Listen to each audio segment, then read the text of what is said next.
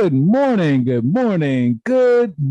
everyone, and welcome to another Clearwater Jazz Holiday Foundation's Young Lions Jazz Master Virtual Sessions. I am super excited.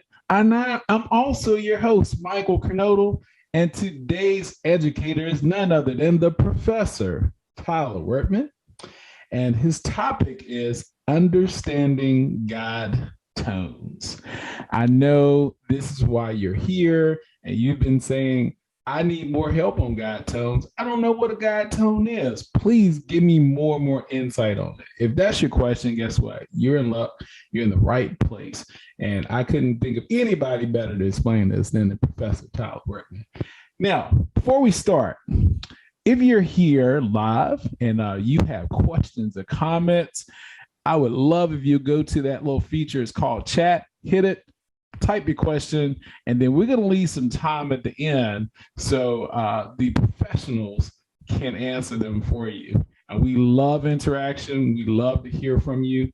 And don't forget, this wouldn't be possible if we didn't have such amazing sponsors that really believe in what we do. So I want to remind you to please be sure to check out the studio archives or our past video sessions at clearwaterjazz.com's education and outreach section.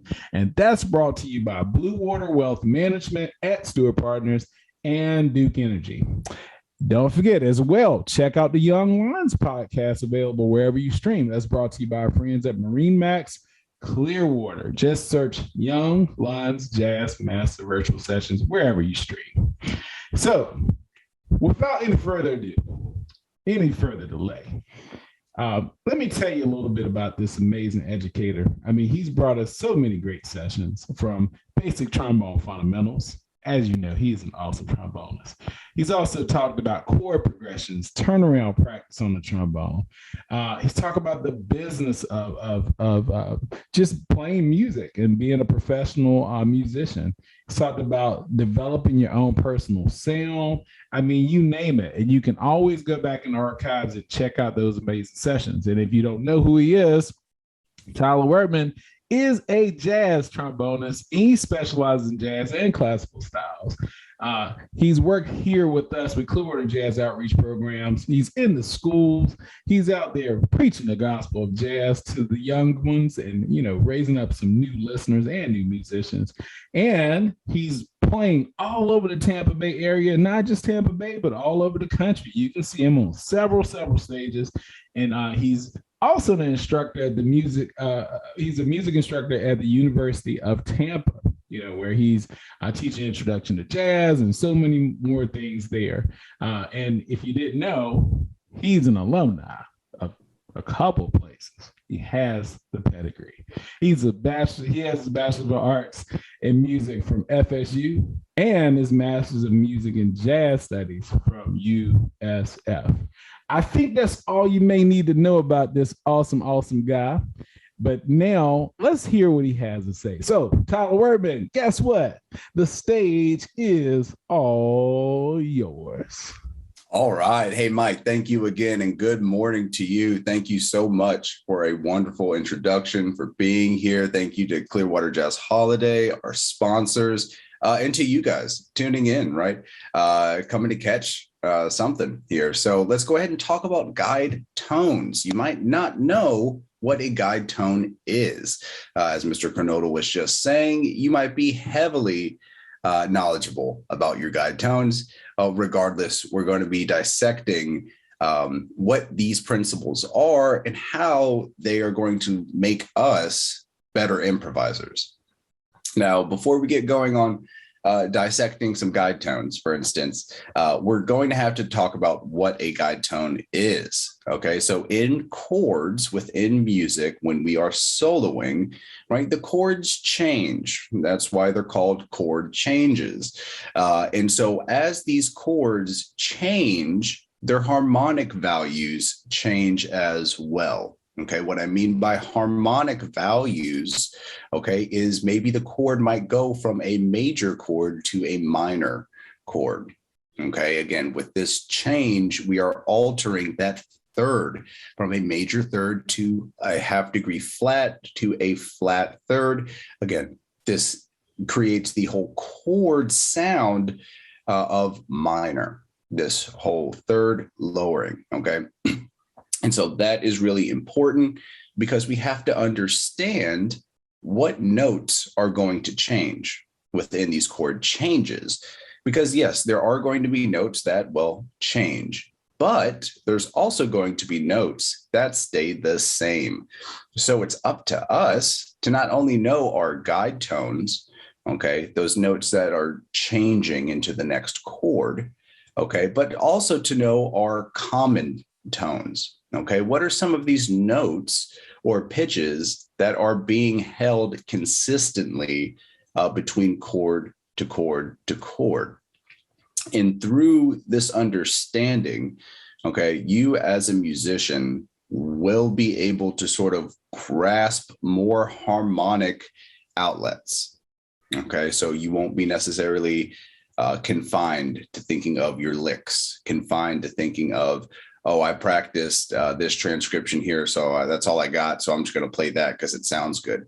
No, we're going to be opening up our ears to hearing these notes within the chords to then make musical decisions within the music, which is how we should be approaching the music, right? Having a preconceived line, a preconceived phrase, something like that is okay, okay? And it's good oftentimes to start out a solo, but I don't believe in, you know, having your entire solo sort of pre-done, right, before we get to it. So, you know, okay, I'm just going to come up and play this, unless it's a recording session, things like that. I'm talking about on the bandstand, right? We want to be as creative as possible. We want to be making music with the other individuals that are playing with us. This is not a Jamie Aebersold track, right? So we're not playing with robots or a CD. We're playing with humans. And so we need to change our approach when we do that, okay, and make the music more fun. I feel like this is another principle it's gotten lost, right? A lot of times students just want to get up there and solo, and it's all about me. Look what I can do. Look what I've practiced, this and that. And they're not communicating with the rhythm section. Well, a lot of this is due to, well, probably that student just transcribed a whole bunch of lines, a whole bunch of licks, and they're going up there and they're playing all of those things. Yes, it's an impressive, right, act, things like that. But is it enjoyable for the whole band, right? Not really. And that cat probably ain't gonna get called again. And that happens. Okay, so we need to be coming from music from a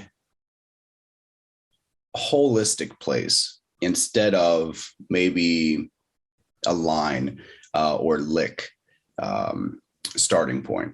Okay, and it's really easy to find those good licks. Okay, but if you're not able to understand them and make more music from that, well, then they're not going to sound natural when you're playing them. And that might be why, you know, oh, I learned this Michael Brecker lick here, and you go to play it, but it doesn't relate to anything in front or anything behind of the music that you've already played.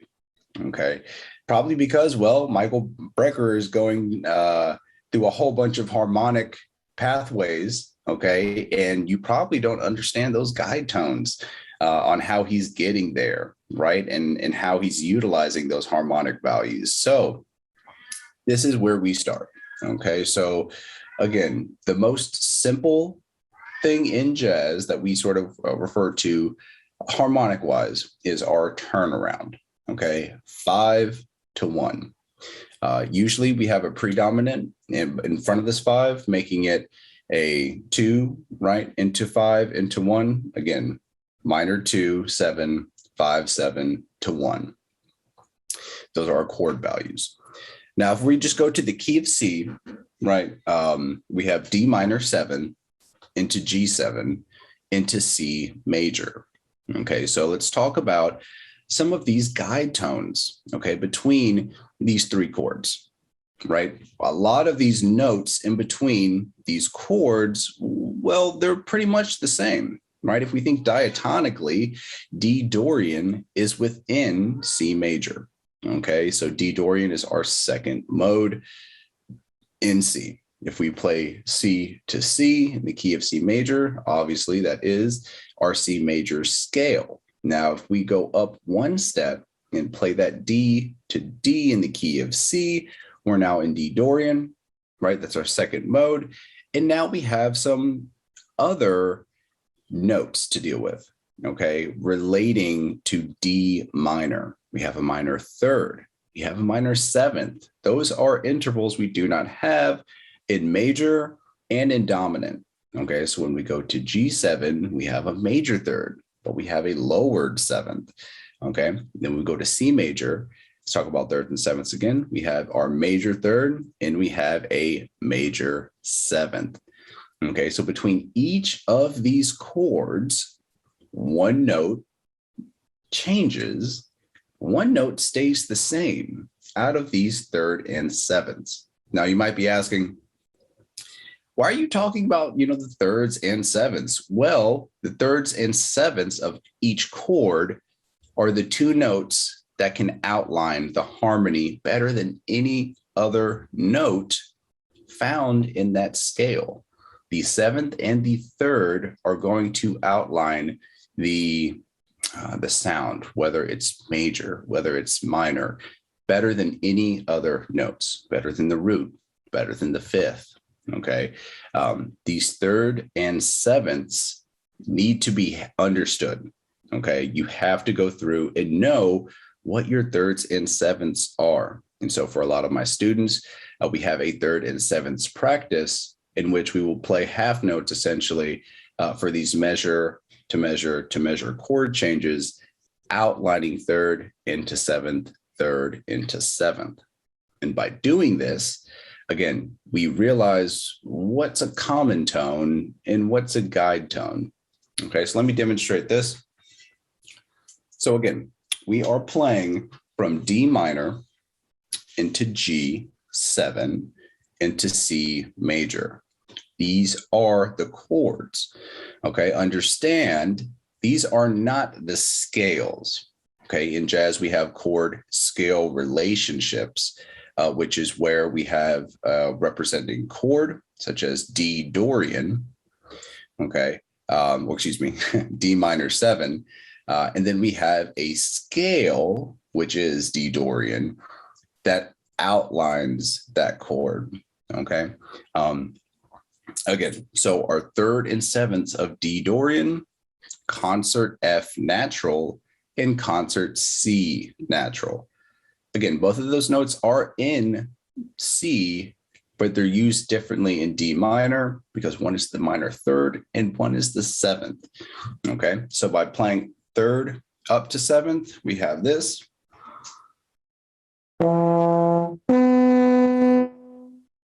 And that might not sound like much now, but we're going to add to this. So now we have G7. Okay, so we're up now to a concert C, which is the seventh of D.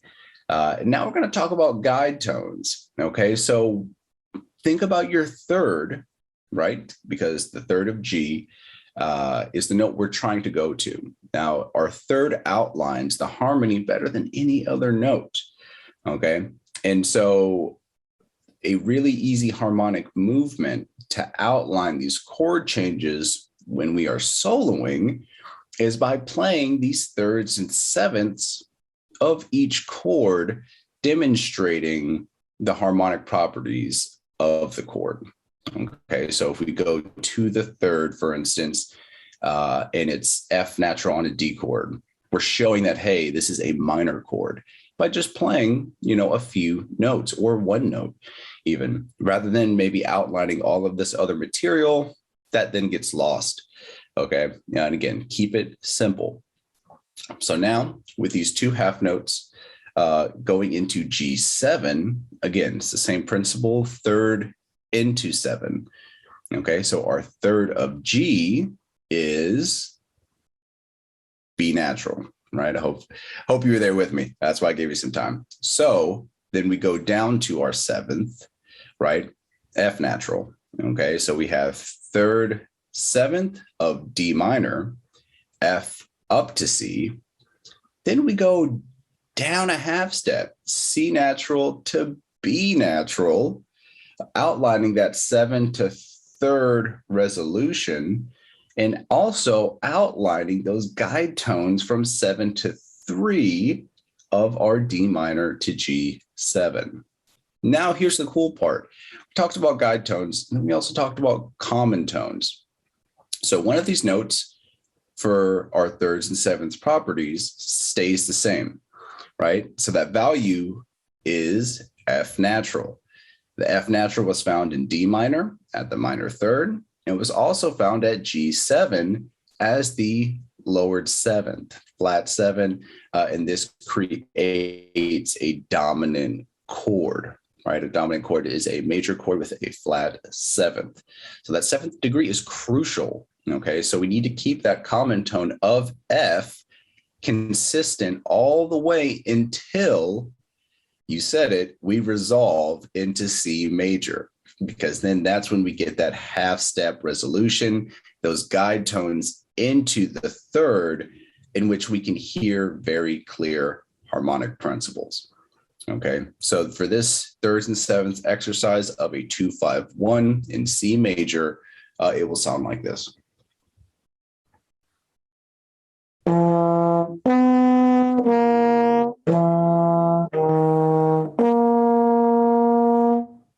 Okay, I'll play it again for you.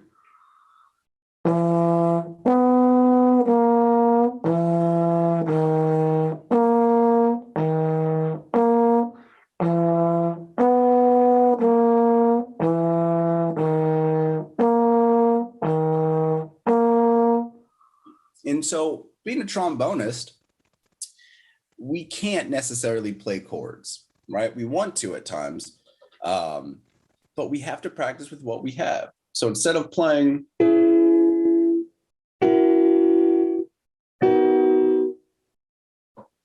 we have to work with what we have, right? So those are obviously just 7th chords on a piano, but you have to understand those thirds and sevenths, okay?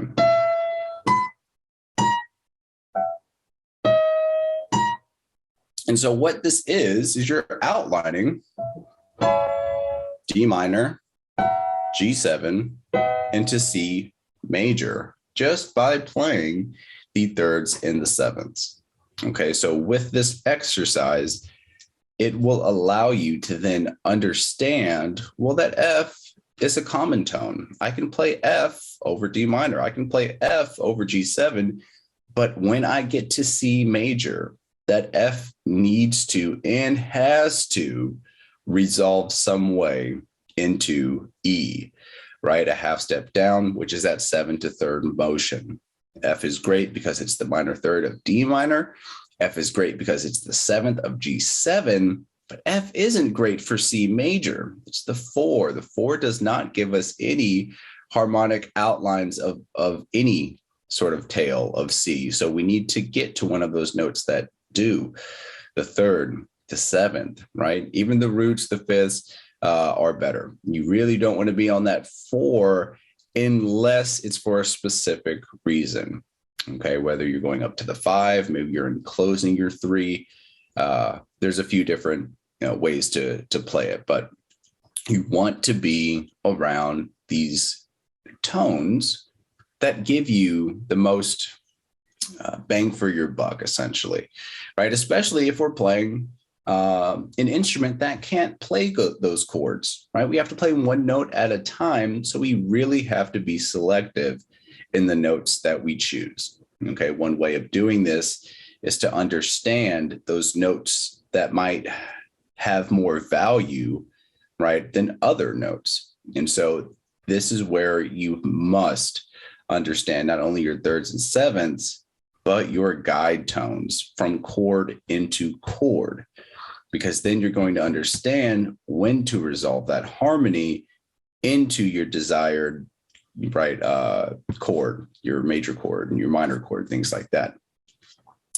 And so from this exercise, it's very, very simple exercise. Okay, we can expand upon it in order to maybe practice some material that we will eventually play. Okay, so I'll start simple.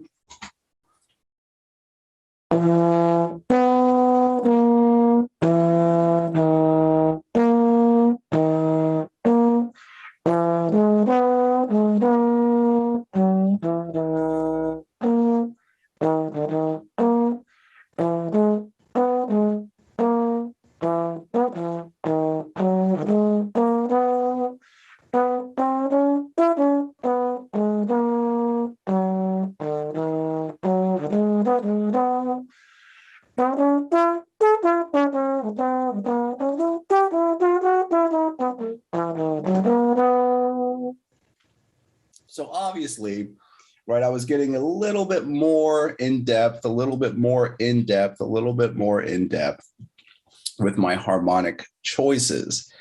But they all stem from the understanding of what are my thirds and sevenths doing, right? When are they moving? How are they moving?